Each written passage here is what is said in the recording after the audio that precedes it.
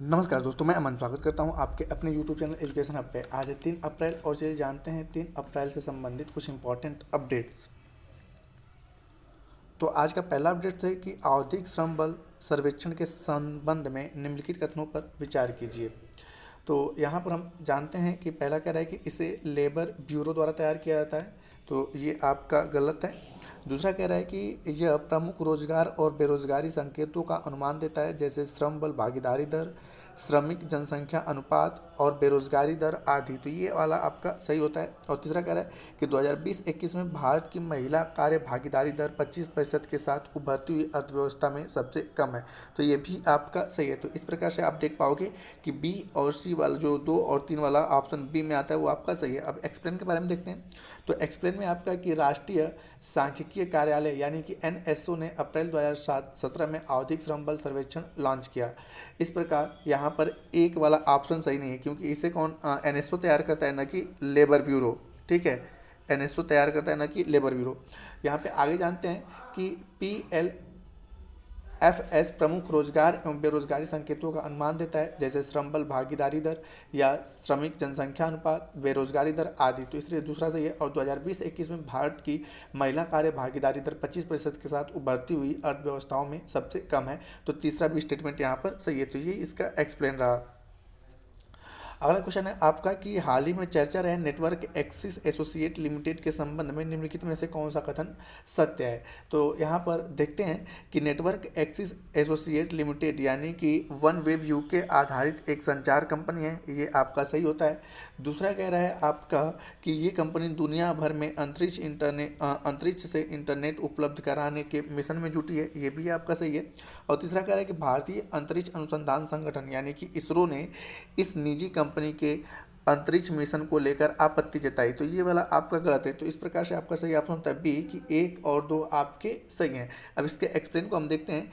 तो 26 मार्च 2023 को भारतीय अंतरिक्ष अनुसंधान संगठन यानी कि इसरो ने श्रीहरिकोटा स्थित सतीश धवन अंतरिक्ष केंद्र से 36 सैटेलाइट प्रक्षेपित किए। ये सभी सैटेलाइट संचार कंपनी वनवेब के हैं। दरअसल नेटवर्क एक्सिस एसोसिएट लिमिटेड यानी कि वनवेब यूके आधारित एक संचार कंपनी है। ये कंपनी दुनिया भर में अंतरिक्ष से इंटरनेट उपलब्ध कराने के मिशन में जुटी है। इस मिशन में इसरो भी कंपनी के लिए अंतरिक्ष से सैटेलाइट भेज रहा है। ये सैटेलाइट कई चरण में भेजे जा रहे हैं। इसी क्रम में ये दूसरा मिशन है। इस मिशन को इसरो की वाणिज्यिक इकाई न्यू स्पेस इंडिया लिमिटेड के जरिए पूरा किया जा रहा है। बता दें कि न्यू स्पेस इंडिया लिमिटेड के पास अंतरिक्ष सेवाओं की आपूर्ति के लिए उद्योग के जरिए बने रॉकेट और उपग्रह हासिल करने की भी जिम्मेदारी है। अगला क्वेश्चन है आपका कि आधुनिक भारतीय इतिहास में बिहार राज्य को बंगाल से अलग किए जाने के संबंध में कौन सा कथन सत्य है। तो यहाँ पर आपका है कि पहला कह रहा है कि बिहार को मार्च 1912 में बंगाल से अलग किया गया, तो आपका पहला वाला सत्य है। दूसरा कह रहा है कि ब्रिटिश सरकार ने बंगाल के टुकड़े करके उभरते हुए राष्ट्रवाद को कमजोर करने की कोशिश की थी, तो दूसरा वाला भी सही है। तो यहाँ पे आपका सी वाला ऑप्शन सही होता है कि 1 और 2 दोनों सही है। अब एक्सप्लेन में देखते हैं। तो एक्सप्लेन में है कि बिहार को 22 मार्च 1912 को बंगाल से अलग किया गया था। इस दिन को बिहार दिवस के रूप में मनाया जाता है। इस वर्ष युवा शक्ति बिहार की प्रगति विषय के तहत कार्यक्रम आयोजित किया जाएगा। रही बात बिहार को बंगाल से अलग किए जाने की, तो आमतौर पर कहा जाता है कि ब्रिटिश सरकार ने बंगाल के टुकड़े करके उभरते हुए राष्ट्रवाद को कमजोर करने की कोशिश की थी। हालांकि बिहार को बंगाल से अलग लेने का निर्णय पिछले एक और कारण बिहार की उपेक्षा थी। बिहार काफ़ी पिछड़ता जा रहा था और ऐसे में जनमानस की भी ये मांग उठने लगी कि बिहार को बंगाल से अलग किया जाए ताकि विकास हो सके। तो हालांकि जो भी हो, आपका पहला और दूसरा ऑप्शन यहाँ पे सही है। बिहार दिवस कब मनाया जाता है? 22 मार्च को। अलग कब किया गया? 22 मार्च 1912 को। अगला क्वेश्चन है आपका कि कुदी मारमथु के बारे में निम्नलिखित में से कौन सा कथन सही है। आपका पहला ऑप्शन आता है कि कुदी मारमथु तमिलनाडु में स्थानीय समुदाय द्वारा तालाबों और टैंकों के निर्माण और रखरखाव की एक पारंपरिक प्रथा है, ये आपका सही होता है। दूसरा कह रहा है कि कुदी मारमातु जो है औपनिवेशिक युग के दौरान प्रोत्साहित किया गया था, तो ये आपका गलत होता है क्योंकि केवल पहला सही है। तो इस प्रकार से आपका ए वाला ऑप्शन सही होता है। अब एक्सप्लेन में देखते हैं कि जो कूदी मार माथु भारत का एक पारंपरिक प्रथा है जहाँ पे स्थानीय समुदाय तालाबों और टैंकों के निर्माण और रखरखाव के लिए एक साथ आते हैं।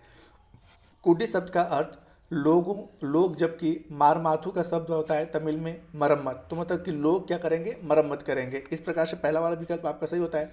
तमिलनाडु में सदियों से कूदी मारमाथु का व्यापक रूप से अभ्यास किया जाता है और इनसे टैंक सिंचाई और भूजल पुनर्भराव के महत्वपूर्ण भूमिका निभाई जाती है। हालांकि औपनिवेशिक युग के दौरान इस प्रथा को दरकिनार कर दिया गया था, जब नौकरशाहों ने स्थानीय समुदायों की भूमिका को हाशिए पर डालते हुए जल निकायों के प्रबंधन को अपने हाथ में ले लिया। इस प्रकार से विकल्प 2 आपका असत्य है।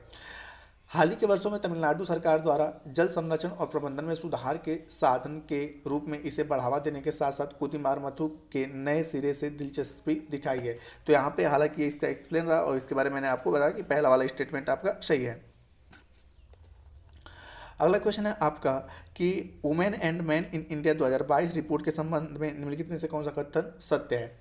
तो पहला आपका कह रहा है कि ये रिपोर्ट केंद्रीय सांख्यिकी और कार्यक्रम कार्यान्वयन मंत्रालय द्वारा जारी किया जाता है, तो पहला आपका सही है। और दूसरा कह रहा है कि इस रिपोर्ट के मुताबिक 2036 तक भारत का लिंगानुपात घट सकता है, तो दूसरा वाला आपका स्टेटमेंट गलत होता है। तो इस प्रकार से आपका पहला ऑप्शन सही है। अब एक्सप्लेन में देखते हैं, तो एक्सप्लेन में है कि बीते 16 मार्च 2023 को केंद्रीय सांख्यिकी और कार्यक्रम कार्यान्वयन मंत्रालय ने women and man in India 2022 शीर्षक से एक रिपोर्ट जारी किया। रिपोर्ट के मुताबिक 2036 तक भारत का लिंगानुपात प्रति 1000 पुरुषों पर महिलाओं की संख्या 2011 में 943 थी, जो बढ़कर 952 हो सकता है। तो इस प्रकार से यहाँ पे घटने की बात किया है, तो यहाँ पे बढ़ सकता है। कितना बढ़ सकता है, तो जहाँ पर 943 थी, ठीक है, वहाँ पे बढ़कर कितना हो जाएगा, 952 हो जाएगा। तो इस प्रकार से दूसरा स्टेटमेंट आपका गलत होता है, इसलिए पहला आपका सही है। तो दोस्तों ये रहा है आज के करंट अफेयर्स का अपडेट। अब समय पिछले सेशन में पूछे गए क्वेश्चन का आंसर देने का। तो पिछले सेशन में आपसे पूछा गया था कि घोड़ों का त्यौहार घोड़ा उत्सव किस देश में मनाया जाता है, तो नेपाल में। तो जिन्होंने भी सही उत्तर दिया उनके लिए बधाई। अब समय है आज के क्वेश्चन का। तो आज का प्रश्न है कि बिहार को बंगाल से कब अलग किया गया था। बिहार को बंगाल से कब अलग किया गया था, तो आप इसका आंसर हमें कमेंट बॉक्स में दे सकते हैं। आपके कमेंट का मैं इंतजार रहेगा। तो दोस्तों वीडियो पसंद आए तो वीडियो को लाइक करें, कमेंट करें तथा अपने दोस्तों के साथ शेयर करें, और चैनल पर नए तो चैनल को सब्सक्राइब अवश्य करें। तथा इस पीडीएफ को प्राप्त करने के लिए आप हमारे टेलीग्राम से जुड़ सकते हैं, जिसका लिंक वीडियो के डिस्क्रिप्शन में दिया हुआ है, या आप टेलीग्राम में education hub by Aman sir को सर्च कर सकते हैं। तो वीडियो के अंत तक बने रहने के लिए धन्यवाद। मिलते हैं जल्दी नेक्स्ट वीडियो में।